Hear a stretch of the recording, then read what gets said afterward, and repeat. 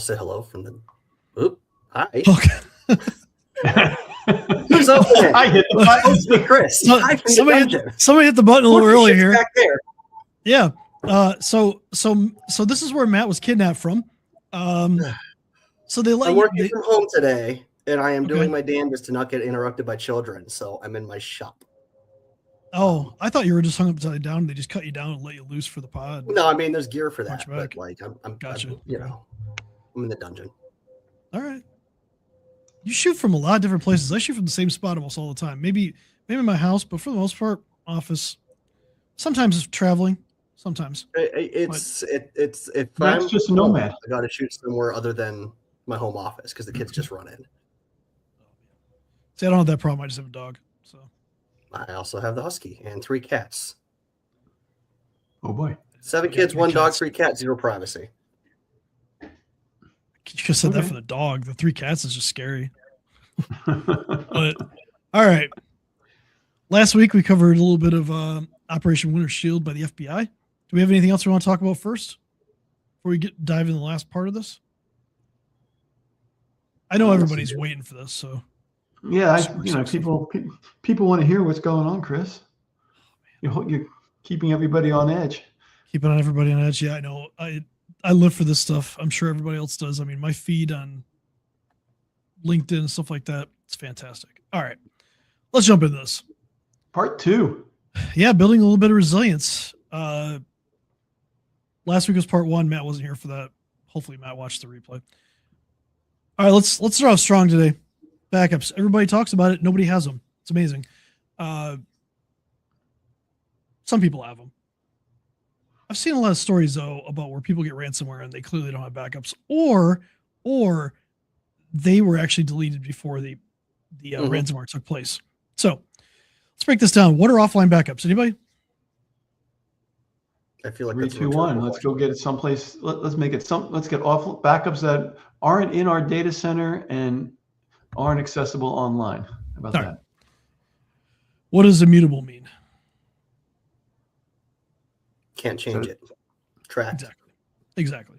So we can set an immutability for backups to a certain point, right? So let's say we set 90 days. It means anything in the last 90 days cannot be deleted no matter what you do until that expires. Let's just say you could make it longer than that, but let's just say 90 days. So how many people do you think have immutable backups? Purely scientific. Oh, probably less than 1%. We'll go with that. I like that one.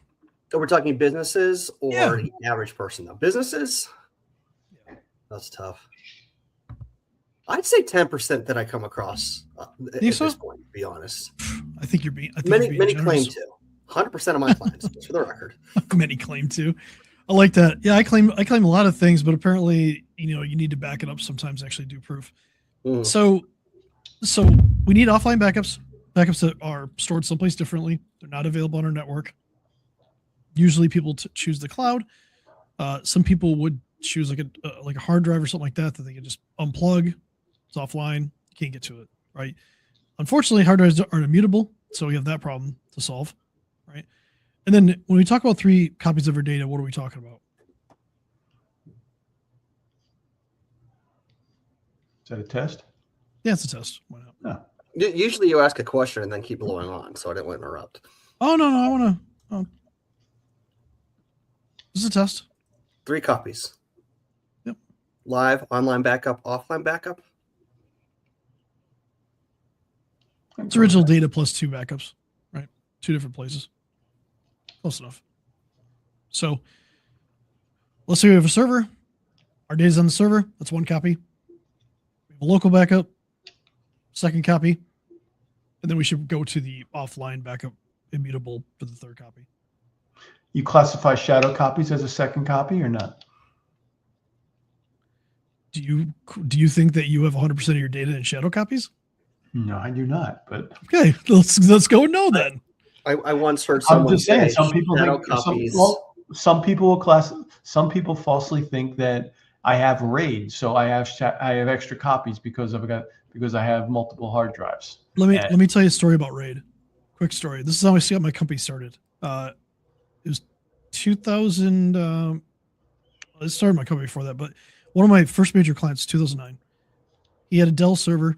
He had RAID. One of the drives failed. It was RAID 1, which means you should be able to lose one drive and you're good, right? Yeah. Well, Dell had a minor firmware bug in the RAID controller that when the one drive failed, you couldn't read the other one either. Oh, it was so redundant. The failure was redundant as well. That's amazing. So I spent 4 days on site rebuilding, and then we found out that his tape backup at the time, he wasn't testing his tape backups, so he lost 30 days because the last 30 days of backups, the tapes were bad. It's a lot of work. So, yeah. So RAID is not a backup strategy. Nope. Shadow copies are not a backup strategy. No. What's a backup strategy? 3, 2, 1. Take a backup. At least have an on-site backup. It's gonna be hard to make that immutable. It depends on what you're using, but the off-site backup should be immutable, meaning that it can't be changed for a certain period of time. That's really critically important, especially in a situation of ransomware or something like that. But I want to take this one step further. Whatever you think your recovery time is, if you are trying to restore, multiply that by 4 or 5, and that's going to be the true time. So if your backup takes 8 hours to run or 5 hours to run, multiply that by minimum of 4 to 5 times, because that's how long it's going to take to recover. Mm-hmm. And then if it's off site, all bets are off, because now you're relying on the ability to download that. Well, and that's an important point, because I come across and work with people all the time who, we have offsite image-based backup. That's great. Have you ever downloaded a 150 gigabyte server image and try to restore it quickly? It's not a thing. No. Otherwise, we're actually talking to onboarding a client right now that the existing person has all their backups sitting over in Backblaze. Mm-hmm. And that's great if you have 6 months to recover it. Actually, they did recover in under a week when they had to, because Backblaze will actually send them a hard drive of the S3 data store. I actually know that was an option. That's kind of cool, but I don't want to rely on that. But UPS for the win on that one. Man, that's maybe as that offline backup. I mean, I'd count that as a. Yeah. Again, sometimes you have to go offline, right? You have to go to that. It was a ransom recovery, so it was. But now you were going offline between backup and actual redundancy and disaster recovery. So my bad. Yep. Carry on. All right, let's move on to number 7 on this list. Those internet-facing systems we joke about.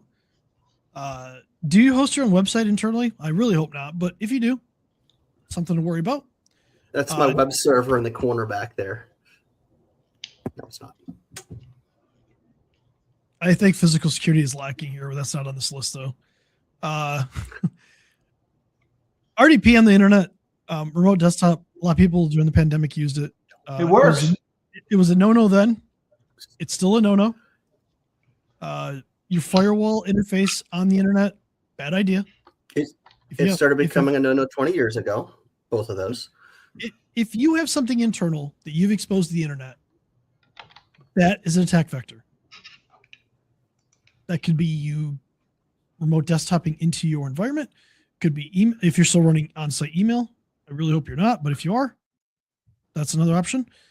Web services. Sometimes people still host their own CRMs on-premise or even in the cloud. Again, if it faces the internet, it's a danger.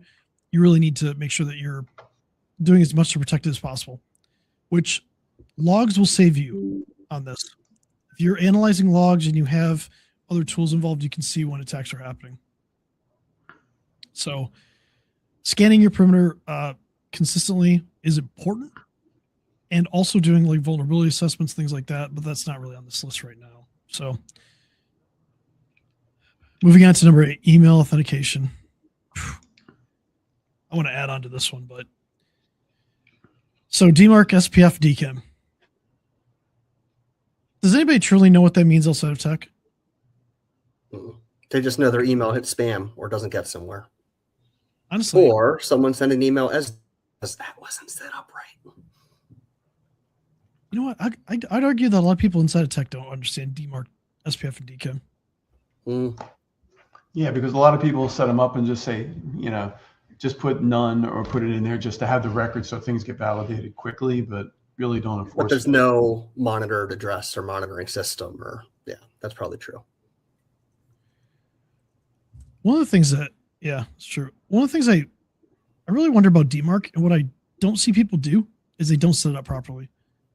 And I just want to focus on that one for a second. Setting the reject is super important, but I don't see people do it. So could I say that that's like having a lock on a door versus locking the door? Because if you set the DMARC policy, cool, but if you're not actually rejecting, stuff still goes, right? Stuff still gets spoofed. Would that be an acceptable Chris Techie Guru? Say that again. I'm thinking of the DMARC policy of basically allow versus reject is locked door versus non-locked door. Like, sure, you have a door with a lock on it, but you got to lock the door. Well, you got to actually enforce the policy. Set it to reject. I changed it a little bit. So, do you have a ring camera or something like that, or an external camera? I would never tell you what cameras I have. Let's pretend I do. All right, let's say you have a ring camera.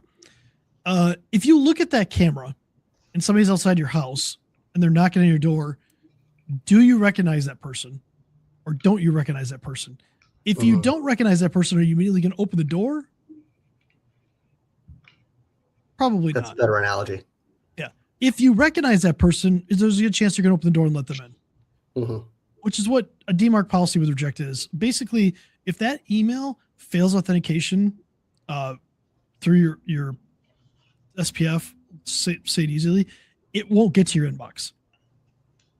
It's really good protection against phishing, and a lot of people don't set that up properly. So that's how I would say it. A little bit deeper than that. No, I like it. So setting that up, I think, is critically important. Let's talk about sandboxing suspicious files. I mean, I like it when people send me files all the time through email. Well, that's what it was designed for, right? Sending files. Sure. Zip files with exe files in them, especially. So I will say this: if you send me a file and you expect me to look at it in the next 5 minutes, I probably can't, because it's being sandboxed. It's being scanned before I can even look at it. Now my setup is a little different than what I do for customers, in that I'll get the email and I have to wait for the scanning to get done. Whereas for my customers, we hide it because that's a big no-no. Don't do that to non-technical people. If they see the email and they can't click on the attachment, they're going to lose their mind and it's broken. Open a support ticket. Yeah. But we're a little different internally here. But again, if you send me a file, I'm not going to be able to see it till it's scanned. But does that mean it's 100% safe? No. But it's another layer of protection. I would actually take this list one step further and actually enforce encryption for the incoming messages, at least TLS encryption. I enforced it for a title agency once. Yeah. And they could no longer communicate with their upstream title company, title provider, because that provider was sending unencrypted emails over the internet. That's probably a lot of fun data. Yeah. You mean the mail servers weren't the mail transports were not the mail. So the mail transport wasn't encrypted. It wasn't SSL encrypted. He's not talking about encrypting the actual email. He's talking about just the transport. Right, and transport. Emails. But if you grab something that's encrypted, it's useless. The way that was. everybody now, like Microsoft to Microsoft, that transfer is encrypted, and I think Google to Microsoft's encrypted too. If I'm not mistaken, I could be mistaken there. I still come across random third-party mail servers, though. We still have people out there running email on their web server. And sitting on cPanel version. But you can get unlimited POP3 accounts in IMAP. Unlimited. God. With the 10 megabyte mailbox limit. Well, there's no security to them either, right? Normally, there's no security to it. I would even take this one step further. To Bob's point, I would add that you really need to have the ability that if a suspicious link gets through or suspicious email gets through, you can recall that link from anybody's mailbox and remove it. Yep. Like, I think that should be a minimum requirement for the way you're doing email today. Because sometimes you don't know that it's a phishing link. It tests clean, it's fine, but as soon as it's reported and it's tested further, maybe something gets reported. A lot of mailbox, a lot of Microsoft specifically can go back in and take. I had to help a non-security client with just that last Thursday.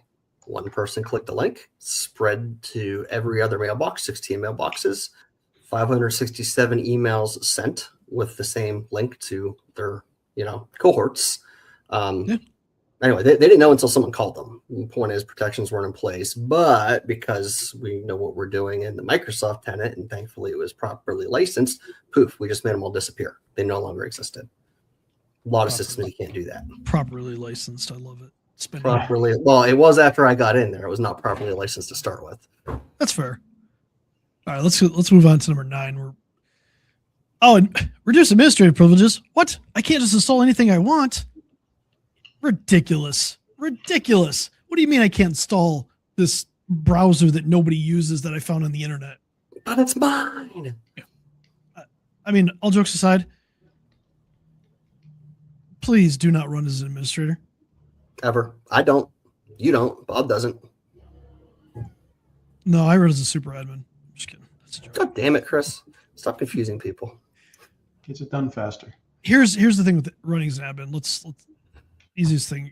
If you download a piece of software and it requires administrative privileges to install it, you can't install it. Mm-hmm. Right.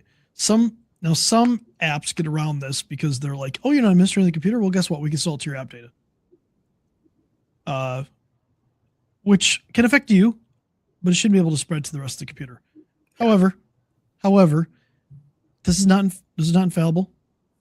If something is bad enough and you have enough privileges as yourself, there's things like privilege escalation and stuff like that can still happen. But again, this is just the bare minimum of what you should be doing.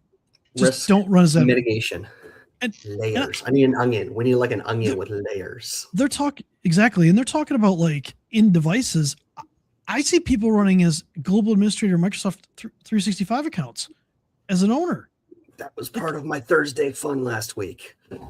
Dude, like don't do that. Whatever software you use, whether it's in the cloud, on your computer, wherever, just your normal Windows, don't run as an admin, please. Have a special account. You know what, though? 20-second segue on that. Talking about not running as admin or being logged in as global admin in 365, Google, whatever. There's no license cost to make an unlicensed admin account. So if you're a small place, you can't afford to do everything perfect. It's funny. I was telling the story of the hack at my physical therapist this morning. And they're like, oh, my God, I'm a global admin. And they have like 20 accounts. So before I left, I actually helped them set up an unlicensed global admin account that they're not logged into all the time. This crap's free. It doesn't take long. It's another step, though. It's a tiny layer of the onion. Don't think that's everything. No, but the argument is it's another step, right? They think, oh, I'm safe. I won't click on anything, whatever. Look, people click on stuff. You're stressed out for the day. There's a chance you're going to click on something, give somebody access to something that they shouldn't have given them access to, ran something you shouldn't have ran. We all make mistakes. So, like, even I don't want to be able to click on something that happened. Yeah. So we know you're all run as admin, especially on Windows, right? Because when you first log into a Windows box, especially if it's a personal device, you're an admin. There's steps that need to be taken. At least on Mac, they like ask you 100,000 times to do anything administrative. But and then some. Yeah. Oh, incident response point. Here we go. All right. How many of these are there left? Just 10. This is it. Oh, okay. Yep. There's 5 last week, 5 this week. All right. Do you have an incident response plan? I do. Absolutely. Do you have an incident response plan, or how do you deal with your customers? I do. Do you practice it? Not quarterly. We should actually schedule that. Do your customers all have an incident response plan? The ones that listen do. Yeah. Do you call your local FBI field office in the middle of your incident response plan and just say this is an incident response training practice run?